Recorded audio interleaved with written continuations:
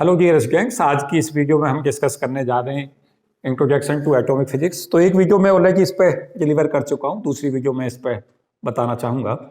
तो मेरा टॉपिक जो डिस्कशन चल रहा है वो ये है कि एटॉमिक फिजिक्स का हमारा कैसे इंट्रोड्यूस करें, क्या है इसमें, क्या पढ़ रहे हैं, क्या हमें पढ़ना है, क्या इसमें फ्यूचर पॉसिबिलिटीज हैं, कैसे कैसे लोगों ने इसे बढ़ाया, इन सब चीज़ों पर डिस्कशन देंगे। तो जो पहला नोबेल प्राइज आया फिजिक्स में, मुझे उम्मीद है सब पूरी फिजिक्स कम्युनिटी जानती होगी इस बात को कि 1901 से नोबेल प्राइज दिया जाता है। ये जो अल्फ्रेड नोबेल हैं, जो हमारे स्वीडन के साइंटिस्ट रहे और डायनामाइट के आविष्कारक थे, उनकी स्मृति में दिया जाता है नोबेल प्राइज। तो पहला जो नोबेल प्राइज फिजिक्स का आया वो आया हमारा रोंगजन को, और रोंगजन को आया एक्सरे की डिस्कवरी के ऊपर। तो एक्सरे की डिस्कवरी पर रोंगजन का नोबेल प्राइज था, जर्मनी के थे, और बहुत लॉन्ग लिस्ट है जर्मन फिजिसिस्टों की जिन्हें नोबेल प्राइज मिला है। तो ये हमारे रोंगजन को नोबेल प्राइज मिला 1901 में, पहला नोबेल प्राइज। ये थोड़ा सा एक्सरे के बारे में अगर मैं बताऊं तो बेसिकली स्पेक्ट्रोस्कोपी 2 टाइप्स की होती है। एक स्पेक्ट्रोस्कोपी को कहते हैं वो ऑप्टिकल स्पेक्ट्रोस्कोपी। ऑप्टिकल स्पेक्ट्रोस्कोपी किसको कहते हैं? ऑप्टिकल स्पेक्ट्रोस्कोपी कहते हैं हम उसको जब इलेक्ट्रॉन, वैलेंस ऑर्बिट का इलेक्ट्रॉन, ऊपर की स्टेट जब खाली होती हैं, उन स्टेटों में रेडिएशन को एब्जॉर्ब करके ऊपर जाता है, उसको कहते हैं हम, क्या कहते हैं? Optical spectroscopy. एक हमारी होती है एक्सरे स्पेक्ट्रोस्कोपी। इनका अंतर भी समझ लें क्या होता है एक्सरे स्पेक्ट्रोस्कोपी का। अगर हम एक्सरे पैदा करना चाहते हैं तो कैसे पैदा करें, उसके 2 मैकेनिज्म होती हैं अलग अलग। एक मैकेनिज्म कहती है कि हम ट्रीमेंडस एक्सरेटेड इलेक्ट्रॉन को किस पर डाल दें, मेटेलिक टारगेट पर इंपोज कर दें। जैसे ही हम मेटेलिक टारगेट के ऊपर इंपोज करेंगे बहुत ज़्यादा काइनेटिक एनर्जी से मूविंग इलेक्ट्रॉन्स को, तो क्या करेगा वो इलेक्ट्रॉन जो जिस मेटल के पास इंपोज किया गया था, मेटेलिक टारगेट पे इंपोज किया गया था, वहाँ पे अपनी एनर्जी को लॉस करेगा कॉलिजन में, और उसके चलते क्या होगा, वो डी एक्सेलरेटेड चार्ज पार्टिकल हो जाएगा। पहले क्या किया गया, इलेक्ट्रॉन को एक्सलेट करा दिया, किसकी through? Voltage potential difference apply करके, और उसके बाद में क्या किया, मेटल टारगेट पर इंपोज कर दिया। जैसे वो जाकर टकराएगा तो अपनी एनर्जी लॉस करेगा। एनर्जी लॉस करने से क्या होगा, डी एक्सलेट होगा। डी एक्सलेटेड चार्ज पार्टिकल सदा रेडिएशन इमिट करता है, और जो रेडिएशन इमिट करेगा वो हमारा क्या कहलाएगा, कंटिन्यूअस एक्सरेज। तो 2-3 मैकेनिज्म इसमें समझनी है, सिंपल मैकेनिज्म में। ज्यादा काइनेटिक एनर्जी के इलेक्ट्रॉन बीम को डालो, मेटेलिक टारगेट पर डालो, वो उसको डी एक्सलेट होने दो। D accelerated charge particle radiation emit करेगा, और वहाँ पर जो वेवलेंथ आती है लैम्डा, वो हमारी आती है लैम्डा इक्वल टू SC/EV। ये हमारा एक्सप्रेशन होता है कंटिन्यूस एक्सरे के लिए। V जो होता है, जो हमारी एक्सरे ट्यूब होती है उस पर जो एक्सलेटेड पोटेंशियल होता है उसके इक्वल होता है, और ये लैम्डा मिनिमम होती है। Basically inverse of photo electric effect है ये फिनोमेना। फोटो इलेक्ट्रिक इफेक्ट में क्या था, फोटोन डाला था, इलेक्ट्रॉन निकला था। यहाँ इलेक्ट्रॉन डाल रहा है और फोटोन पैदा हुआ है। वहां पे क्या था, उसने एनर्जी, किसने? इलेक्ट्रॉन ने क्या कर दिया था फोटो इलेक्ट्रिक इफेक्ट में, इलेक्ट्रॉन के ऊपर जो एनर्जी थी वो इलेक्ट्रॉन को एनर्जी ट्रांसफर कर दी गई थी विजिबल अल्ट्रावायलेट रेडिएशन की, और वो इलेक्ट्रॉन वर्क फंक्शन के अगेंस्ट वर्क करके बाहर आ गया था। यहाँ क्या हुआ है, इलेक्ट्रॉन को डाला गया है, किस पर डाला गया है, मेटल की टारगेट पे, और क्या हुआ है, वो डी एक्सलेट हुआ है। तो वहां से क्या हुआ है, वो डी एक्सलेटेड जो एनर्जी है, जो डी एक्सलेशन के कारण रेडिएशन पैदा हो रहा है, वो हमारी कहलाती है एक्सरे। उस रे एक्सरे को हम कहते हैं कंटिन्यूअस एक्सरे। एक हमारी होती है एक होती है कंटिन्यूअस, एक होती है डिस्क्रीट, उसको हम कहते हैं कैरेक्टरिस्टिक एक्सरे। वो कैसे बनती है? कैरेक्टरिस्टिक एक्सरे में क्या है कि कैरेक्टरिस्टिक एक्सरे कभी भी हाइड्रोजन में ना ढूंढे। आप कहोगे सर क्यों? ये बेसिकली तब पैदा होगी जब हमारा कोई, जो भी हमने एटम ले रखा है, उस एटम के अंदर डिफरेंट सेल हों। तो हमने जैसे सपोज किया, यहाँ पे केस बना रखा है, मैं एक डायग्राम बनाता हूँ, समझाता हूँ कैसे बनाते हैं उन्हें, थोड़ा थोड़ा आइडिया में देने का प्रयास कर रहा हूँ। तो उसमें हम कैसे लेंगे, देखो यहाँ पे मैंने एक छोटा सा डायग्राम बना देता हूँ। इस तरीका से एनर्जी लेवल होते हैं, दिस वन, इस तरीका से। ये हमारी K सेल होती है, L cell, M cell, N cell, ऐसा होती है। क्या किया, पहली ऑर्बिट में हमारे 2 इलेक्ट्रॉन होते हैं, अगली वाली में हमारे 8 हो गए, उससे आगे फिर आगे 2n² से फिल करते चले जाएंगे। इस तरीका से जब हम फिल कर देते हैं इन्हें, अब क्या होगा कि किसी भी तरीका से क्या कर सकते हो, या तो तुम हाईली ट्रीमेंडस काइनेटिक एनर्जी का इलेक्ट्रॉन इंपोज कर दो। सपोज किया तुमने क्या किया, इस इलेक्ट्रॉन के ऊपर इतनी एनर्जी दे दी यहां से कि इलेक्ट्रॉन इन्फिनिटी को चला गया। तो क्या किया तुमने, इलेक्ट्रॉन बीम लिया और इलेक्ट्रॉन बीम की काइनेटिक एनर्जी को बहुत ज्यादा रखा और वैकेंसी क्रिएट करा ली। कहां? के सेल में। कब होगी वैकेंसी क्रिएट? के वाला एल में जा नहीं सकता क्योंकि एल पहले से फील्ड है, एम में नहीं जा सकता। इतनी एनर्जी दे दो इसे कि इन्फिनिटी कोई चला जाए। यहां पे वैकेंसी क्रिएट करा ली तुमने। अब एक्सरे अपने आप पैदा हो जाएगी। क्या होगा? एल का इलेक्ट्रॉन के में कूदेगा, ये हमारी के अल्फा लाइन आ जाएगी। अब एल में वैकेंसी क्रिएट हो गई। अगर एम ऊपर, एम में इलेक्ट्रॉन है तो एम वाला एल में कूदेगा, वहां से एल अल्फा मिलेगी। ये जो हमारी सीरीज बनेंगी वो क्या कहलाएंगी? कैरेक्टरिस्टिक एक्सरेज बनेंगे। डिटेल डिस्कशन नहीं दे रहा, ब्रीफ दे रहा हूं केवल। तो कंटिन्यूअस और कैरेक्टरिस्टिक एक्सरेज में क्या देख रहे हो कि कंटिन्यूअस तो हमारा जो एक्सरेटिक चार्ज पार्टिकल, जो डीएक्सरेटिक चार्ज पार्टिकल है वो एनर्जी रेडिएट करता है, उस फिनोमेना पे बनती है। और ये कैसे बनती है कि वैकेंसी क्रिएट की जाती है के सेल में, एल सेल में या कोई सी में भी। अगर तुम्हें के में क्रिएट की है तो के से इलेक्ट्रॉन को निकालना बहुत मुश्किल है, तो यहां ज्यादा काइनेटिक एनर्जी का इलेक्ट्रॉन तुम्हें इंपोज करना पड़ेगा। एल से निकालना चाहते हो तो कम एनर्जी से काम चल जाएगा। तो ट्रीमेंडस काइनेटिक एनर्जी से जब कोई इलेक्ट्रॉन इंपोज होता है के सेल से और इतनी एनर्जी उस पर इंपोज कर दी जाती है कि के से इन्फिनिटी पे चला जाए, तो के में वैकेंसी खाली होती है, एल का के में कूद जाता है। एल में जो वैकेंसी बनती है फिर उसे भरने ऊपर से आता है। ये हमारी क्या बनती है? Characteristic X-rays. इसके अंदर दो बड़े लोगों का नाम है। एक हमारा मॉजले, मॉजले तो कहते हैं, मॉजले लॉ का एक्सप्रेशन था कि under root mu by R की जो वैल्यू है वो ए जेड माइनस बी होती है। ये मॉजले लॉ का स्टेटमेंट है। और म्यू जो है यहाँ हमारी फ्रीक्वेंसी है और जेड यहाँ एटॉमिक नंबर है। यहाँ पे मॉजले ही थे जिन्होंने कहा कि अगर हम एलिमेंट अरेंज करना चाहते हैं पीरियोडिक टेबल में तो वो एटॉमिक नंबर उनका आधार होना चाहिए। जबकि मैंगलीव क्या कहते थे? मैंगलीव कहते थे कि आधार होना चाहिए atomic mass, atomic mass number. और यहाँ इन्होंने क्या कहा? Atomic number. और ये सही थे। तो दो लोग एक्सरे के लिए जाने जाते हैं, दो बड़े साइंटिस्ट, जिनमें रॉन्गजन जिन्हें नोबेल प्राइज मिला 1901 में, और मॉजले जो बड़ी यंग एज में इनकी डेथ हो गई थी, लेकिन बड़ा क्रेडिट है इनको कैरेक्टरिस्टिक एक्सरे के लिए, इस फॉर्मूले के लिए कि जो कैरेक्टरिस्टिक फ्रीक्वेंसी होती है उसका अंडर रूट एटॉमिक नंबर के, और ए बी स्क्रीनिंग कांस्टेंट होता है, ए यहाँ प्रोपोर्शनल कांस्टेंट है, जेड माइनस बी पर निर्भर करता है। अभी मैं स्क्रीनिंग इफेक्ट नहीं पढ़ाऊंगा, लेकिन कभी डिस्कस करूंगा कि स्क्रीनिंग इफेक्ट कितना इंपॉर्टेंट होता है। पहले भी मैंने लेक्चरों में थोड़ा आइडिया दिया है, तो ये इसमें जाने। उसके बाद ये जानने का प्रयास करें कि और क्या ऐसी चीजें हैं जो हमारे लिए एटॉमिक में बहुत महत्वपूर्ण हो जाती हैं। परटर्बेशन सदा ही इंपॉर्टेंट होती है। परटर्बेशन हमारा सबसे महत्वपूर्ण कंसेप्ट है कि एक एटॉमिक ऑर्बिट है, उस एटॉमिक ऑर्बिट में इलेक्ट्रॉन मूव कर रहा है। अगर उसके ऊपर हम मैग्नेटिक फील्ड लगाते हैं तो जो एटम के एनर्जी लेवल है वो स्प्लिट कर जाते हैं। वो काम था जीमान का, मैग्नेटिक फील्ड को, स्पेक्ट्रल लाइन की स्प्लिटिंग किसमें? मैग्नेटिक फील्ड में। वो क्रेडिट जाता है किसको? जीमान को। जीमान को फिर देखो इसमें नोबेल प्राइज लिस्ट में नाम होगा जीमान का। कौन से ईयर का नोबेल प्राइज है? पीटर जीमान का, 1902 में। नीदरलैंड के फिजिसिस्ट थे जिन्होंने इस इफेक्ट को खोजा। उसके साथ साथ एक स्टार इफेक्ट बहुत इंपॉर्टेंट है कि जो परटर्बेशन है वो दो तरीका से किया जा सकता है एटॉमिक ऑर्बिट में। एक किससे? मैग्नेटिक फील्ड से, वो तो जीमान इफेक्ट है। और इलेक्ट्रिक फील्ड से अगर स्प्लिटिंग हम करा रहे हैं तो वो क्या कहलाता है? Star effect. तो ये दो इफेक्ट हमारे लिए इंपॉर्टेंट हैं, स्टार और जे स्टार को नोबेल प्राइज है फिर 1919 में। जर्मनी के साइंटिस्ट थे, नीदरलैंड के थे पीटर जीमान। ये दोनों बेसिकली कुछ और नहीं है बल्कि परटर्बेशन इफेक्ट हैं। एक परटर्बेशन किससे पैदा किया जाता है एनर्जी लेवल में? मैग्नेटिक फील्ड से। वो तो कहलाता है क्या? जीमान। और ये हमारा क्या बन जाता है? Yes, electric splitting. तो बामर सीरीज के अंदर, हाइड्रोजन की बामर सीरीज में स्प्लिटिंग देखी थी पहली बार। किसने? जे स्टार्क ने, जर्मनी साइंटिस्ट ने, जर्मनी के थे फिजिसिस्ट, और 1919 में उन्हें नोबेल प्राइज मिला। तो ये उनका बड़ा क्रेडिट है जो हम यहाँ पे बताना चाहेंगे। एक हमारा इंपॉर्टेंट कंसेप्ट है लार्मर प्रेसेशन। लार्मर को मैं बिल्कुल नहीं भूल सकते। लार्मर क्या कहते हैं? लार्मर ये कहते हैं कि जब कोई एटम ऑर्बिट के अंदर इलेक्ट्रॉन घूमता है तो और उसे मैग्नेटिक फील्ड में हम रख देते हैं तो मैग्नेटिक फील्ड में जो ऑर्बिट है वो प्रेसेशन करने लगती है, और जो प्रेसेशन फ्रीक्वेंसी होती है वो मैग्नेटिक फील्ड के डायरेक्ट प्रोपोर्शनल होती है।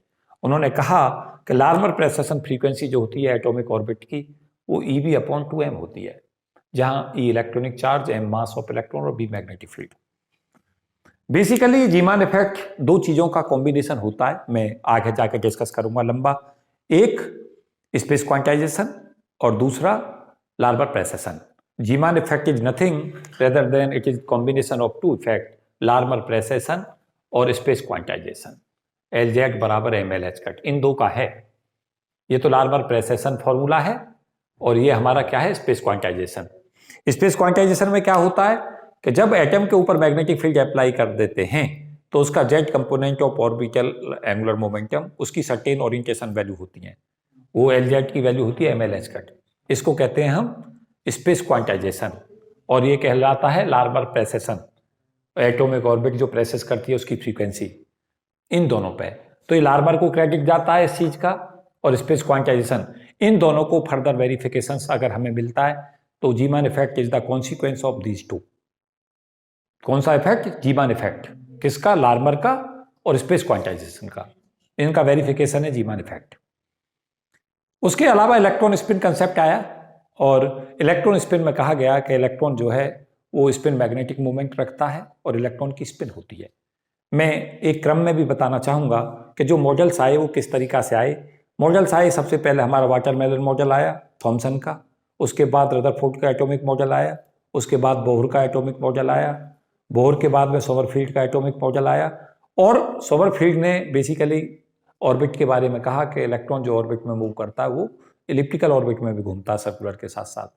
फिर इलेक्ट्रॉनिक स्पिन कंसेप्ट आया और इलेक्ट्रॉन स्पिन का स्पिन मैग्नेटिक मोमेंट को तो क्वांटम मैकेनिकली डार्क ने ही बता दिया था, लेकिन उलनबेक और गाउडी स्मिथ ने जो है उसको, पहले साइंटिस्ट थे दोनों पेयर इनका, उलनबेक और गाउडी स्मिथ का, जिन्होंने कहा इलेक्ट्रॉन की स्पिन होती है, इलेक्ट्रॉन का स्पिन मैग्नेटिक मूवमेंट होता है।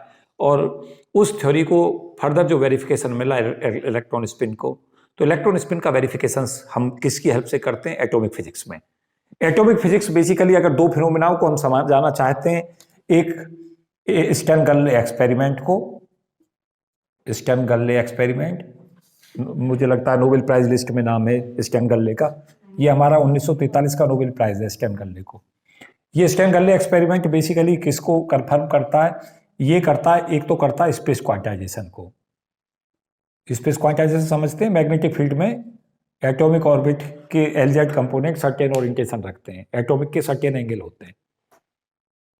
देखो ऐसा समझो, मैग्नेटिक फील्ड हमने अप्लाई किया, इलेक्ट्रॉन ऐसे घूम रहा था सर्कुलर ऑर्बिट में, तो उसके बाद में जैसे मैग्नेटिक फील्ड ऊपर से परपेंडिकुलर अप्लाई करोगे तो ऐसे घूमेगा या हमारा ऐसे घूमेगा या ऐसे घूमेगा, उसके सर्टेन ओरिएंटेशंस आएंगे, उसको कहते हैं स्पेस क्वांटाइजेशन। हालांकि ये मैं लॉन्ग डिस्कशन नहीं दे रहा हूँ, ब्रीफ आइडिया देने का प्रयास है मेरा कि हम इसमें पढ़ क्या रहे हैं, हमें पढ़ना क्या है। तो यहाँ हमारा स्टर्न-गर्ले एक्सपेरिमेंट दो फिनोमेना को कंफर्म करता है, एक स्पेस क्वांटाइजेशन को और साथ साथ करता है इलेक्ट्रॉन स्पिन को। इलेक्ट्रॉन स्पिन को कंफर्मेशन जो मिलती है वो दो चीज़ों से मिलती है एक्सपेरिमेंटली। एक हमारी जो मिलती है, एक मिलती है स्टर्न-गर्ले एक्सपेरिमेंट से, और एक हमारा इफेक्ट होगा anomalous Zeeman effect. Anomalous Zeeman effect, ये दोनों फिनोमेना किससे हेल्प एक्सप्लेन किए जा सकते हैं? इलेक्ट्रॉन स्पिन में। तो इलेक्ट्रॉन स्पिन जो है एटॉमिक फिजिक्स से डिस्कस हो रही है। स्टर्न-गर्ले एक्सपेरिमेंट खुद एटॉमिक फिनोमेना है और उसके अलावा एनामोलस जीमान इफेक्ट ये खुद एटॉमिक फिनोमेना है। तो एटॉमिक फिनोमेनाओं से हम इलेक्ट्रॉन स्पिन को वेरिफिकेशन करते हैं, या हम दूसरे शब्दों में यह कह सकते हैं कि इलेक्ट्रॉन स्पिन की हेल्प से ही एटॉमिक फिनोमेनाओं को समझाया जा सकता है। ये दोनों एक दूसरे के पूरक हैं, जो मैं अभी बोल रहा था, तो ये हमारे लिए इंपॉर्टेंट है इनका काम। उसके अलावा देखो बड़ा काम है हमारा ये poly exclusion principle. Poly exclusion principle हमारे लिए इंपॉर्टेंट है, नोबेल प्राइज है पॉली को। और पॉली ने जो कहा, पॉली के एक्सक्लूजन प्रिंसिपल में कहते हैं कि जो इलेक्ट्रॉन जब फिल किए जाते हैं तो उनकी जो स्टेट है वो 2n² से ज़्यादा इलेक्ट्रॉन नहीं हो सकते एक पर्टिकुलर क्वांटम नंबर में। तो 2n² जो पॉली एक्सक्लूजन प्रिंसिपल है, हमें सब पता है कि पॉली एक्सक्लूजन प्रिंसिपल ही बताता है कि दो फर्मियोन्स जो है एक क्वांटम स्टेट में नहीं रह सकते, और उस फर्मियोन्स के का जो मतलब है वो ये है कि जिनकी स्पिन जो हाफ होती है। याद रखें ये पॉली एक्सक्लूजन प्रिंसिपल, इसके हिसाब से ही ये 2n² है, तभी हम क्या करते हैं कि जो पहली ऑर्बिट होती है n बराबर 1 उसमें 2 इलेक्ट्रॉन हो सकते हैं, n बराबर 2 में 8 हो सकते हैं, 3 में 18 हो सकते हैं। ये सब चीज़ें हमें पता होनी चाहिए कि मैक्सिमम इलेक्ट्रॉन कितने फिल होते हैं। तो इसको नोबेल प्राइज मिला पॉली को, ये नोबेल प्राइज था 1945 का, पॉली के लिए आया। साथ साथ कुछ और बहुत महत्वपूर्ण चीज़ें जो मुझे इसमें बतानी है, ये सब फिनोमेना जो नोबेल लॉरेट्स हैं इनमें एक बड़ा नाम जो इन्हें सर सीवी रमन की उपाधि, सर की उपाधि दी गई थी सीवी रमन साहब को। और सीवी रमन जो है इंडिया से अकेले नोबेल प्राइज विनर हैं जिन्हें 1930 में नोबेल प्राइज मिला। बाद में भारत सरकार ने इन्हें भारत रत्न भी दिया और अकेले ही फिजिक्स कम्युनिटी भारत से आते हैं जिन्हें नोबेल लॉरेट्स मिले। हालांकि हमारे यहाँ बड़े रिनाउंड लोग रहे इंडिया कम्युनिटी में, चाहे वो होमी जे भाभा हों, उसके अलावा मेघनाथ साहा हैं, होमी जे भाभा हैं, ये बहुत बड़े नाम हैं दोनों साइंटिस्टों के। और एक बहुत बड़ा नाम सत्येंद्रनाथ बोस का। हम बहुत नज़दीक से चूक गए, बोस का काम जो था सत्येंद्रनाथ बोस का, उस पर नोबेल प्राइज मिलना ही चाहिए था। एक बहुत लंबी कहानी है सत्येंद्रनाथ बोस की, मैं कभी एक तो वीडियो मैंने पहले भी डिस्कस किए हैं सत्येंद्रनाथ बोस बारे में। एक मैंने उन्हें ट्रिब्यूट लेक्चर भी दिया था जिसमें मैंने उनके बारे में बहुत कुछ बताने का प्रयास किया था। तो सत्येंद्रनाथ बोस जो है ढाका यूनिवर्सिटी में प्रोफेसर थे और उन्होंने काम किया कि जो हमारे बोस कंडेंसेशन नाम उस फिनोमेना को कहते हैं, कि जो बोस स्टैटिस्टिक्स को ओबे करते हैं, उसमें बताया उन्होंने कि जो टेम्परेचर जैसे जैसे घटता जाता है तो सभी पार्टिकल ग्राउंड स्टेट में आने की तरफ का प्रयास करना शुरू कर देते हैं और कंडेंस हो जाते हैं ग्राउंड स्टेट में। तो बोस और मेघनाथ साहा, मेघनाथ का आयोनाइजेशन फार्मूला, ये सब बड़े काम है भारत की तरफ से। सीवी रमन को नोबेल प्राइज मिला और रमन इफेक्ट की डिस्कवरी पे मिला। उन्हीं के ऑनर में हम 28 फरवरी को नेशनल साइंस डे मनाते हैं। उसी दिन इस फिनोमेना की डिस्कवरी हुई थी। बाद में जो पहला भारत रत्न मिला वो भारत से सीवी रमन को मिला। उसमें 1954 में इनको नोबेल, जो 1924 में भारत रत्न मिला, 1930 में सीवी रमन को रमन इफेक्ट पे क्या मिला, नोबेल प्राइज। साथ साथ मैं एक चीज़ भी बताना चाहूँगा कि रमन इफेक्ट के बारे में हम डिस्कस करेंगे, पूरा डिटेल डिस्कशन कि रमन इफेक्ट क्या है। साथ साथ हम रमन इफेक्ट के साथ में जानेंगे कि जो स्कैटरिंग होती है और एक रमन स्कैटरिंग होती है, एक हमारी जो रेले स्कैटरिंग होती है। साथ साथ हम स्कैटरिंग में ये भी जानने का प्रयास करेंगे कि रेले के अलावा कॉम्पटन स्कैटरिंग होती है, तो कितनी स्कैटरिंग होती है, उन स्कैटरिंगों में क्या अंतर होता है। यहाँ पे हमें ये पता चलेगा रेले लाइंस होती हैं, रेले और स्टोक्स लाइंस होती हैं, एंटी स्टोक्स लाइन होती हैं, वो कैसे फॉर्म होती हैं, रोटेशनल रमन इफेक्ट क्या होता है, वाइब्रेशनल रमन इफेक्ट क्या होता है, और इस रमन इफेक्ट का हमें फायदा क्या मिला है। मेन पता है लेक्चर में चलेगा तुम्हारा एटॉमिक फिजिक्स में, तो ये तुम्हें पता चलने की कोशिश की जाएगी। क्वांटम मैकेनिकल एक्सप्लेनेशन समझाई जाएगी किसकी, रमन इफेक्ट की, कि क्वांटम मैकेनिक्स किसे ऐसे एक्सप्लेन कर पाती है, कैसे हम इससे समझा पाते हैं कि रमन इफेक्ट का कारण क्या है, तो वो भी हम जानने का प्रयास करेंगे यहीं पे।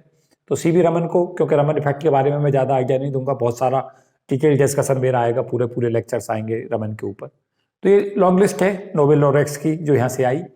कुछ लेटेस्ट नोबेल प्राइज विनर हैं जो इसमें मैं बताना चाहूँगा। ये हमारे पास लेजर स्पेक्ट्रोस्कोपी पे काफ़ी काम हुआ है।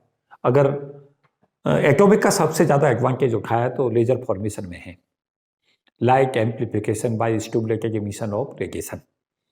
इसी से हम सीखेंगे कि आइंस्टीन एबी कोफिशिएंट क्या होते हैं, कैसे पिक्चर में आते हैं। इसी से हम जानेंगे कि स्पॉन्टेनियस एमिशन क्यों होता है, स्टिमुलेटेड एमिशन कैसे होता है। और जैसे हम स्टिमुलेटेड एमिशन को जानने का प्रयास करेंगे तो वहाँ से हमें लेजर पता चलेगी कि लेजर कैसे बनी, पॉपुलेशन इन्वर्जन क्यों जरूरी होता है लेजर का, वो एटॉमिक फिजिक्स का पार्ट होगा, लेकिन एटॉमिक फिजिक्स का अप्लाइड पार्ट होगा जिसमें लेजर का हम पूरा एक्सप्लेनेशन देकर चलेंगे। साथ साथ हम ये भी जानने का प्रयास करेंगे कि हमारी इंफ्रारेड स्पेक्ट्रोस्कोपी आएगी, कि वही मॉलिक्यूल इंफ्रारेड स्पेक्ट्रोस्कोपी को शो कर रहे होते हैं जिनके अंदर क्या होता है, जिनके अंदर परमानेंट डाइपोल मूवमेंट होता है। तो रमन इफेक्ट तो बेसिकली पोलराइजेबिलिटी पर बेस होता है, और जो इलेक्ट्रिक डाइपोल मूवमेंट पर जो निर्भर करता है वो होती है हमारी इंफ्रारेड स्पेक्ट्रोस्कोपी। तो इसी में हम ये भी जानने का प्रयास करेंगे कि इन स्पेक्ट्रोस्कोपियों में बेसिक मूलभूत अंतर क्या है। इसके अलावा हम जो हमारा स्पेक्ट्रम एनालिसिस है वो हमारे लिए सदा इंपॉर्टेंट रहता है।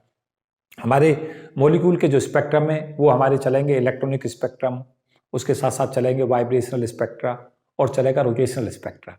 उसमें हम ये भी जानने का प्रयास करेंगे इसी में कि पी क्यू आर ब्रांच कैसे बनती हैं। बेसिकली इस लेक्चर में मैं क्या बताना चाहता हूँ कि हम चाहते क्या इसमें, क्या क्या चीज़ों का अध्ययन करना चाहते हैं।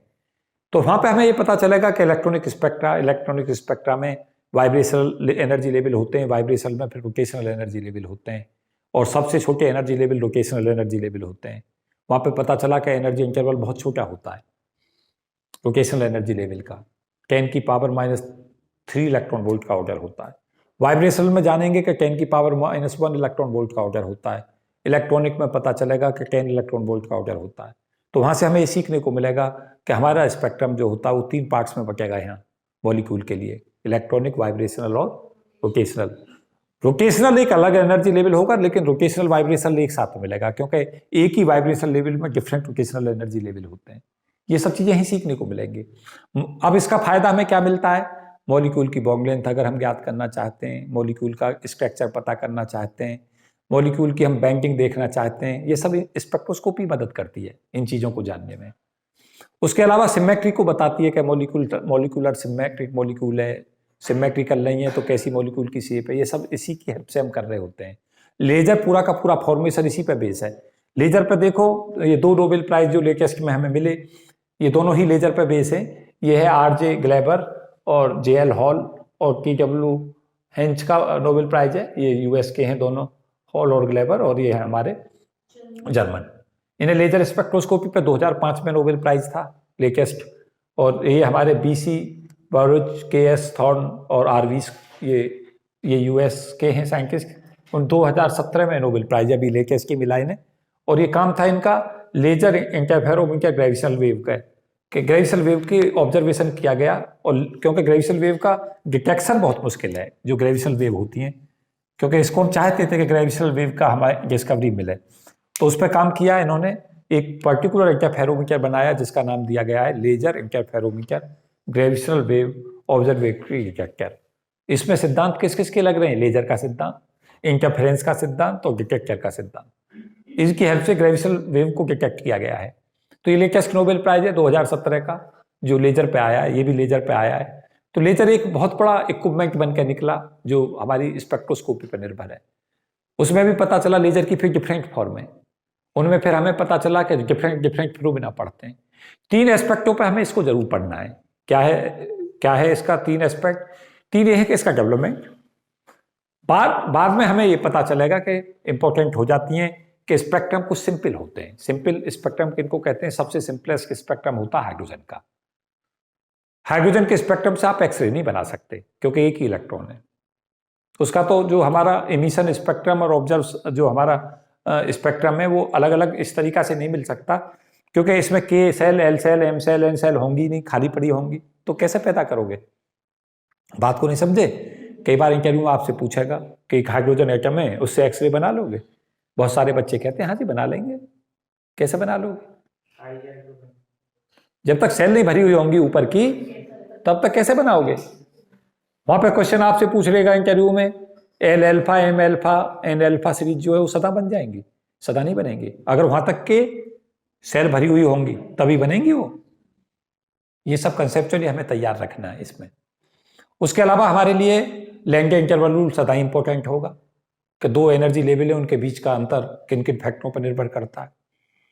उसके अलावा हमें यहाँ पे ये भी पता चलेगा कि हमारा जो स्पेक्ट्रम है उसके अंदर 4-5 चीजें बहुत ही महत्वपूर्ण क्या होंगी, कि एक ऑर्बिटल मोशन होगी, एक स्पिन मोशन होगी, वो एक उन दोनों मोशनों का इंपोजिशन होगा। कंसेप्ट हमें यहाँ पे सीखने को मिलेगा कि न्यूक्लियर स्पिन भी होती हैं, और न्यूक्लियर स्पिन जो होती हैं वो फाइन स्ट्रक्चर के लिए, सुपर फाइन स्ट्रक्चर के लिए रेस्पॉन्सिबल होती हैं। एक फाइन स्ट्रक्चर होता है, एक सुपर फाइन स्ट्रक्चर होता है। वहां पे हमें ये पता चलेगा L भी होता है ऑर्बिटल मोशन, S भी होती है स्पिन मोशन इलेक्ट्रॉन की, और एक न्यूक्लियर स्पिन होती है। न्यूक्लियर स्पिन कैसे असर डालती है सिस्टम पे, इसका भी अध्ययन करेंगे। और हम ये भी जानने का प्रयास करेंगे कि जब एक इलेक्ट्रॉन एक स्टेट से दूसरी स्टेट में कूदता है तो वहां पे इंटेंसिटी कौन सी लाइन की ज्यादा होगी और क्यों होगी। ये भी सब इसी में एटॉमिक में जानने का प्रयास करेंगे। तो बेसिकली एटॉमिक एक एस्पेक्ट पे छोटी ब्रांच नहीं है, बहुत बड़ी ब्रांच है। यहाँ हमारे लिए कपलिंग इंपॉर्टेंट होगी। यहाँ हम ये भी जानने का प्रयास करेंगे जे कपलिंग क्या होती है, LS कपलिंग क्या होती है, क्यों जरूरत पड़ती है उन कपलिंगों की। और सबसे महत्वपूर्ण चीज जो हमें एटॉमिक की है, जो मैं कहूँगा कि सबका कॉन्क्लूडिंग रिजल्ट है, वो है सिलेक्शन रूल। इसके सिलेक्शन रूल होंगे। सिलेक्शन रूल में हम ये जानने का प्रयास करेंगे कि भाई सिलेक्शन रूल क्यों होते हैं।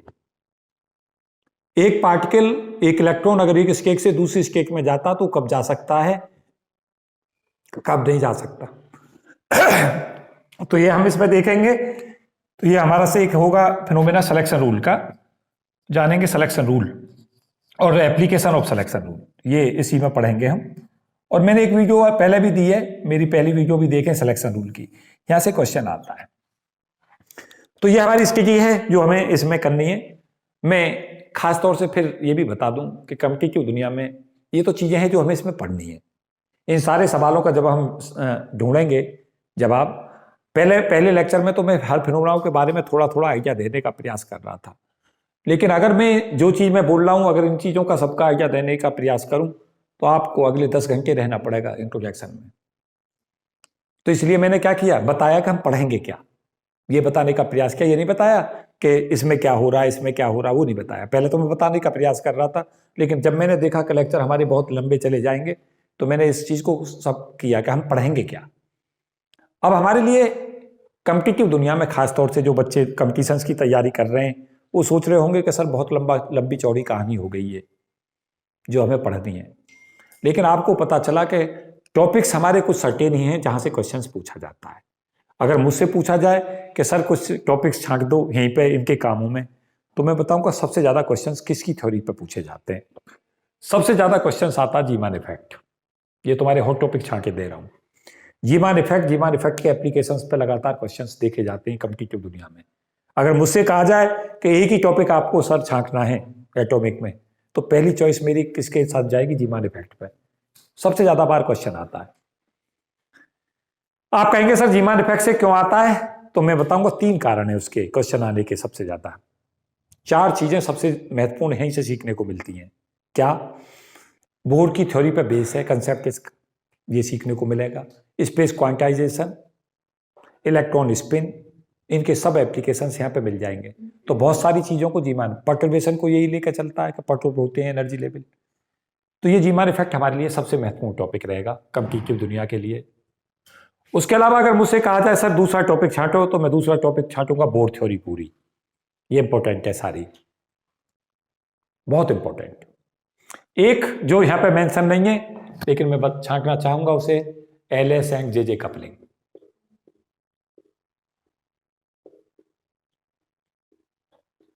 ये टॉपिक तो Zeeman effect, bore theory, LS and JJ coupling, और एक हमारा महत्वपूर्ण है रमन इफेक्ट पर जितने भी अप्लाइड क्वेश्चन है ये बहुत पूछे जाते हैं। रमन इफेक्ट, इसके ऊपर क्वेश्चन, ये चीजें हम पढ़ेंगे। और आजकल इंटेंसिटी सिलेक्शन रूल पे क्वेश्चंस है, कुछ मैं हॉट टॉपिक्स में बताऊंगा। आजकल क्वेश्चंस पूछा जा रहा है इंटेंसिटी सिलेक्शन रूल, कि इंटेंसिटी हमारी कैसे तय होगी, उसके लिए क्या रूल है वो हमें देखने। उसके अलावा एक हमारा वेरियस सिलेक्शन रूल हमारा सदा ही हॉट टॉपिक रहता है जो हमें थोरोली पढ़ना है। तो इंटेंसिटी का रूल, डिफरेंट सिलेक्शन रूल, इसके अंदर 2 फॉर्मूले हमारे एक्सरे के हैं जिन पे क्वेश्चंस पूछे जाते हैं कॉम्पिटिटिव दुनिया में। मैं कॉम्पिटिशन्स पे ले जा रहा हूं, तो मैं अभी तो मैं फिजिक्स बता रहा था इसकी कि हमारे लिए इंपॉर्टेंट टॉपिक्स क्या हैं। 2 फॉर्मूले हमारे ये, एक लैम्डा बराबर SC/EV, मैंने ये लिखा हुआ है इस पे क्वेश्चंस, और एक इस वाले फॉर्मूले पे क्वेश्चंस। इन पे दोनों पे क्वेश्चंस पूछे जाते हैं लाइन लग के। उसके अलावा एक हमारा कंसेप्ट यहां से हमें सीखने को मिलेगा, रिड्यूस मास कंसेप्ट। तो रिड्यूस मास का जो टॉपिक है वो हमारा सदा इंपॉर्टेंट रहता है, तो रिड्यूस मास को भी हॉट टॉपिक में रखेंगे। रिड्यूस मास, एक आजकल डीजेनरेसी पूछी जा रही है, डिफरेंट एनर्जी लेवल्स के डीजेनरेसी के क्वेश्चंस, ये सब लिख लें क्योंकि यही चीजें हमें पढ़ना तो मैं सब है फिनोमेनाओं को, लेकिन फोकस टॉपिक्स में आपको ये मैं बता दूंगा कि 8-10 टॉपिक्स में ऐसे बताऊंगा जिन पे क्वेश्चंस आता है। अगर आप पीछे के पेपर एनालिसिस करेंगे तो उनमें से ही क्वेश्चन पाएंगे। एक सदा ही इंपॉर्टेंट टॉपिक रहता है हमारा लेजर, तो लेजर को अच्छे से करके जाएंगे, इस पे क्वेश्चन आता ही आता है। तो क्या देख रहे हो, कंक्लूजन्स क्या है कंसेप्चुअली। लेजर हमारे लिए एक बहुत ही हॉट टॉपिक रहेगा। उसके अलावा एक्सरे स्पेक्ट्रोस्कोपी से 2 फॉर्मूले, सिलेक्शन रूल हमारे लिए सब इंपॉर्टेंट होंगे। जीमान इफेक्ट हमारे लिए बहुत ज़्यादा इंपॉर्टेंट होगा। एलएस एंड जेजे कपलिंग हमारे लिए बहुत इंपॉर्टेंट होगी, जहाँ से क्वेश्चंस रेगुलर पूछे जाते हैं। लगातार क्वेश्चंस जिस पर पूछे जाते हैं। सिलेक्शन रूल मैं बता ही रहा हूँ, लगातार क्वेश्चंस पूछा जाता है इस पर सिलेक्शन रूल पे। एक वीडियो मैंने पहले भी दिया है सिलेक्शन रूल पे, बड़ी पॉपुलर वीडियो है selection rule of atomic physics. उसमें मैंने सारे सिलेक्शन रूल एक ही जगह कंपैक्ट कर दिए हैं, जिसके क्या चलते हो कि बच्चों को अलग अलग ना देखना पड़े, एक ही वीडियो में सब रिवीजन हो जाता है एक ही जगह पे सारे सिलेक्शन रूल का। थोड़ा थोड़ा उनका आइडिया दे दिया है सभी का, तो काफ़ी अप्लाइड में इसे पढ़ाऊंगा। लेकिन आज तो मैं थोड़ा सा इसमें इंट्रोडक्शन में बता रहा था क्या क्या चीज़ आप इसमें पढ़ने वाले हो, क्या क्या चीज़ें आपके लिए इंपॉर्टेंट रहेंगी। एक टॉपिक रमन इफेक्ट से कुछ सर्टेन क्वेश्चन हैं जो पूछ लिए जाते हैं। अब थोड़ा सा तैयारी आपको इस बार मैं क्वेश्चनों में चाहूंगा वाइब्रेशन लोकेशन स्पेक्ट्रोस्कोपी पे। वहाँ से क्वेश्चन अब कुछ दिन से नहीं आया है, लेकिन वहाँ से रिपीट के चांस है, तो इस बार मैं उससे भी प्रायोरिटी पर रखूंगा, वाइब्रेशनल स्पेक्ट्रम और रोटेशनल स्पेक्ट्रम। उस पर कुछ क्वेश्चन जरूर मैं निकलवाने का प्रयास करूंगा अप्लाइड, है नहीं। बच्चे कह रहे होते हैं कि सर इसमें हमें पढ़ना क्या है, एक ही बुक हमारे लिए इसमें सफिशिएंट होती है। मैं उसी को फॉलो भी करता हूँ ज़्यादातर, वो उसी बुक को आपको रखना है। वो है प्रोफेसर राजकुमार साहब की बुक है ये, एटॉमिक फिजिक्स पर जो आती है, इस बुक को आप ले लें। कौन से पब्लिकेशन से है बच्चों ये, इसका पब्लिकेशन भी लिखे दे रहा हूँ। हाँ, पहले केदारनाथ से ही आती थी ये, है ना। अब कोई और तो नहीं पब्लिकेशन बन गया इसका, एसजे तो नहीं बन गया अब। अच्छा, ये केदारनाथ से आती है, ये तो केदारनाथ पब्लिकेशन की आती है। मेरठ कॉलेज में प्रोफेसर रहे प्रोफेसर राजकुमार, और उनका बड़ा रिनाउंड रेफरेंस है ये। आपको कुछ नहीं पढ़ना है, केवल उन्हीं की बुक को पढ़ना है, उसी को पढ़ाऊंगा मैं, उसी से सब चीज़ें डिस्कस करूंगा, उसी की अप्लाइड प्रॉब्लम्स करनी है। तो मुझे उम्मीद है जल्दी हम इसको कवर कर जाएंगे। काफ़ी महत्वपूर्ण फिजिक्स है, क्योंकि आप देख ही रहे हैं कि लाइन लगी हुई है नोबेल लॉरेट्स की, और बहुत ही ब्रॉड प्रोस्पेक्ट्स में इसको पढ़ा जाए, क्योंकि एटॉमिक फिजिक्स ऐसी है जिसने पूरे जीवन में और पूरे सिस्टमों को समझने में बहुत बड़ी मदद की है। क्योंकि एटॉमिक फिजिक्स ही है जो हमें बता रही है कि कैसे एटम्स बना, कैसे एटम की स्टेबिलिटी को समझाया जाए, कैसे एटम के जिसके एक सेट ऑफ एनर्जी लेवल है उनका क्या प्रभाव पड़ता है। और फिर जब हम चीज़ों को ऐसे पढ़ते हैं कि कैसे कैसे चीज़ें डेवलप हो रही हैं, फिर उन पर अप्लाई करते हैं, तो हमारा इंटरेस्ट बना रहता है सब्जेक्ट में। तो कोशिश थी मेरी इसमें कुछ चीज़ें बताने की कि भाई कैसे चीज़ों को आप लेकर चलें, कैसे ऐसे तैयार करना है हमें। दूसरी वीडियो मैंने थोड़ी ब्रीफ इसलिए रखी है क्योंकि पहली वीडियो में मैंने काफ़ी चीज़ें और ब्रॉड में डिस्कस कर दी थी। तो इस वीडियो में इतना ही, और आगे जो कंटेंट है इसे लगातार देखते रहें। मैं कुछ आगे महत्वपूर्ण लेक्चर्स इस पर अपलोड करने जा रहा हूँ। तो इस वीडियो में इतना ही। Thank you and best wishes for all of you. जय हिंद।